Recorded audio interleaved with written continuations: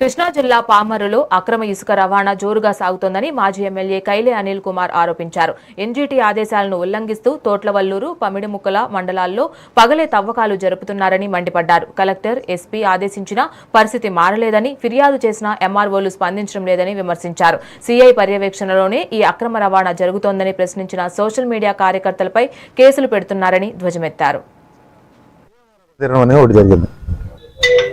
ఈ పర్యావరణ దినోత్సవానికి పెద్ద పెద్ద శాసనసభ్యులు, మంత్రులు అందరూ కూడా వచ్చి మొక్కలు పెట్టి పర్యావరణాన్ని పరిరక్షిస్తున్నాం అని చెబితే నాకు చాలా సంతోషం వేసింది. బ్రహ్మాండంగా పర్యావరణ దినోత్సవాన్ని చేస్తున్నారు, మొక్కలు పెంచుతున్నారు అని చాలా ఆనందం వేసింది.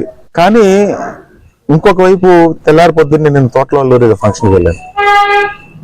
ఫంక్షన్కి వెళ్తే స్వయంగా మేము ఎప్పుడు కూడా కృష్ణా జిల్లా కలెక్టర్ గారి చైర్ని, ఆ చైర్లో ఎవరున్నా కానీ కలెక్టర్ గారికి చెబితే న్యాయం జరుగుద్ది అని మేము ఎప్పుడు భావిస్తాం.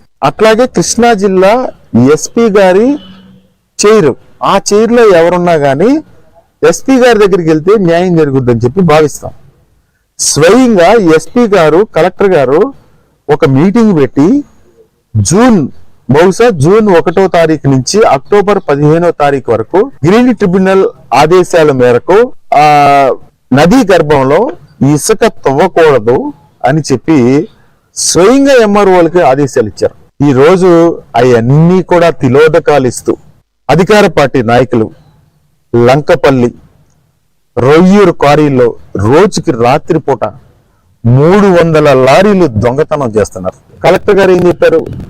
ఎవరన్నా కానీ ఒక లారీ ఇసుక తీసుకొస్తే వాళ్ళ మీద క్రిమినల్ కేసులు పెడతామని కలెక్టర్ గారు చెప్పారు. ఇప్పుడు ఈ దొంగల మీద ఎవరి మీద క్రిమినల్ కేసులు పెట్టాలి? మీరే ఒకసారి పాత్రికేయ సోదరులందరూ కూడా ఆలోచించండి.